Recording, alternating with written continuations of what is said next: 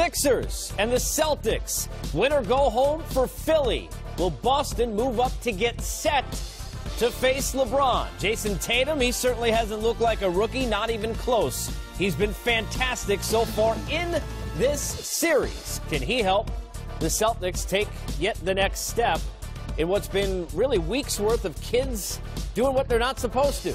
But your kids are supposed to be watching us. Welcome to Game Time here in the ATL. Casey Stern, Smitty, Fish. What's going on, gentlemen? How are we? We're good. Okay. Looking good? Man, I'm just trying, man. I like those colors. No, you work hard. I saw you last night, tonight. I know. Wow, I worked 2 days in a row. It's unbelievable. It's unbelievable. So he was here, too. I know. Where were you?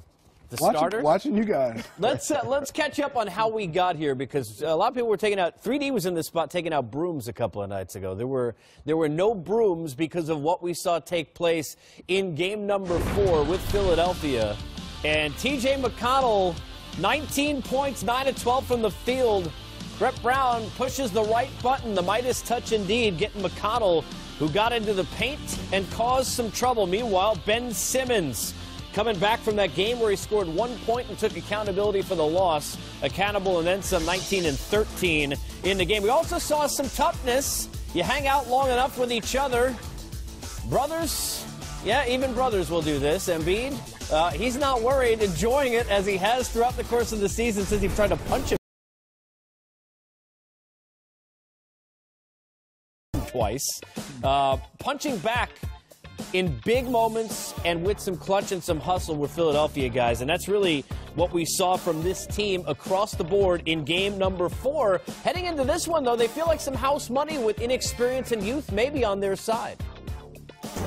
I just think it's a young team. You know, that can be a good thing. I think it doesn't water down, you know, the desperate nature that we feel. We get this is a closeout game. We're going to be having this discussion, I hope, for a while.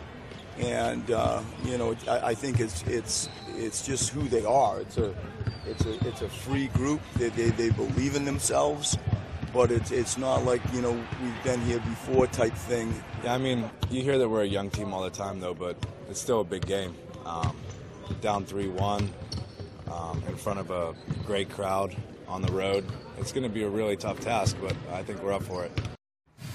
All right, from the Sixers side, another well-dressed man joins us as we get a chance to welcome in Cornbread Maxwell, who joined us. Cedric, let me ask you a question, because the Sixers are saying they're playing with house money, youth, and experience. Not many vets. Al Horford looks like a grandfather out there on the floor. So how about the mindset of the Celtics side? Well, the mindset of the Celtics side is obviously they want to win the game, and so they can get some rest. I think the Celtics did what they needed to do going down to Philadelphia, winning going game. And again, the pressure is on Philadelphia. If Boston plays well, I think they can come in this building, and I think they can win this game and close the series out. Cornbread, Derek Fisher here. Question about Derek, you're my. I love when guys you set picks on you. Oh my God! Just the way you ran through a pick, man, was unbelievable. That was old school. Dudes didn't know it. They weren't expecting you to be flying and put your head down. I love that, man. Thank you. I appreciate it. I took pride in that for sure. Yes. Tell me about the absence of Shane Larkin tonight. He's been valuable for the Celtics with Kyrie being out, providing good minutes. And where do you think Brad Stevens can go if Terry Rozier gets into foul trouble or Marcus Smart's in foul trouble? Where can they get that additional guard play? Well, what they've done, really, they've changed up a little bit, and Jason Tatum has been bringing the ball up. So Jason's been so versatile in what he's been able to do. You have him maybe play a little bit of guard. But I think, again, not having other guys out of the lineup, and I think, you know, especially when Shane Larkin, he was smart, he was aggressive, he got through picks, he gave you valuable minutes, and he gave Terry Rozier a time to get a breather. But without him, you just have to go on. Cornbread Maxwell, Steve Smith, how you doing? Stevie B, what's going on? Question for me is, we getting a chance to watch Jason Tatum grow up in the playoffs. The regular season is one thing, but you've been in so many playoff matches. Can you talk about this rookie, where he's taking his game to the next level? There's no Gordon Hayward, no Kyrie Irving. He's kind of the #1 option. What have you been impressed by with this rookie? Well, the fact that he can shoot the basketball, he can put it on the floor. I think the game right now is really meant for him. I know a lot of NBA scouts have said that because what you have now is guys who are able to put the ball on the floor, knock down trays, control the initial point of attack. When you have versatility in your game at this stage now, it only makes you that much more valuable. You know, during my era when I played in a position, I'm playing down in the paint, I'd be like a dinosaur right now. And so you have to get guys now who are in position. I talked to Elton Brand the same thing. I said, Elton, you're shooting threes now. He said, man, you got to get in where you fit in. So the game has changed, and what you have with Jason Tatum is a guy who is dynamic and changes with the game.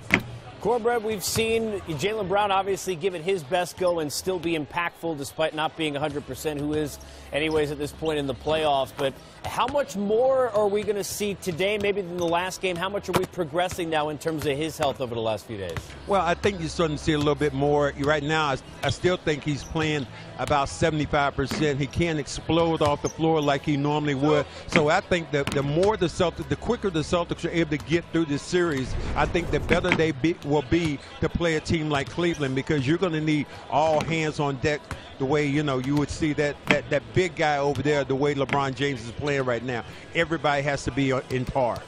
Cornbread, Terry Rozier has been phenomenal in these playoffs. Last game, I thought he played hard, he played well, but I thought he took a step back defensively against T.J. McConnell. What do you see from Terry Rozier playing at home, and obviously plays better in Boston?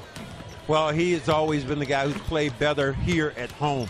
And I look for him to come out, shoot the ball, be a lot more aggressive. T.J. McConnell did a great job of getting up in his jog, a lot like Dellavedova does, of just putting pressure on you. Not quick enough to stay with you, but just enough of a nuisance. Almost like when you have a fly in your house or around your food, you keep swatting him away. That's how McConnell is, but he was effective knocking down shots. So the Celtics have to do a much better job on him controlling the initial point of attack.